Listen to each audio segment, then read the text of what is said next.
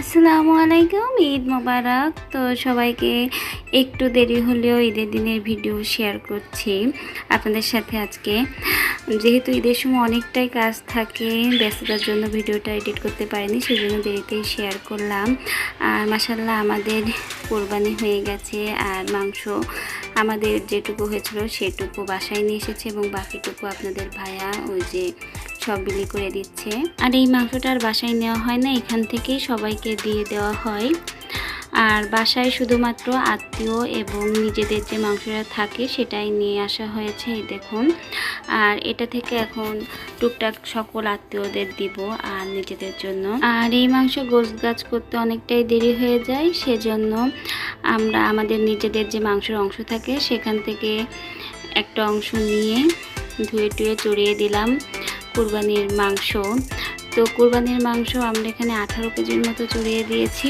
এটাই এখন রাত্রে রান্না করে তারপরে খাওয়া দাওয়া হবে। সারাদিন এতটা ব্যস্ততায় চলেছে যে আমাদের প্রায় আসর হয়ে গেছিলো এই মাংসটা চড়িয়ে দিতে।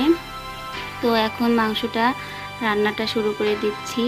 আর আমরা এই কুরবানির মাংসটা সম্পূর্ণ কুচি করা মশলা দিয়েই রান্নাটা করি। আর এখানে কিন্তু আমরা কোনোরূপ পানি ব্যবহার করি না, মাংসের যে পানি থাকে সেটাই দিয়ে এই সম্পূর্ণ কুরবানির মাংসটা রান্না করি। আর এভাবে আমাদের বাসায় মাংসটা রান্না করা হয় আর অনেক টেস্টিও হয়। তো যা হোক, আমাদের কুরবানির ঈদটা অনেক ভালো গেল, পরিবারের সাথে খুব ভালোভাবে উদযাপন করলাম। আর এটা হলো মাংসের শেষ লুক। এর ভিতরে আমরা চুই ঝাল আর আস্ত রসুন দিয়েছি, যেহেতু খুলনার মানুষ তো চুই ঝাল অনেক পছন্দ করে। চুই ঝাল ছাড়া আমাদের মাংস রান্না মনে হয় না যে স্বাদ হয়।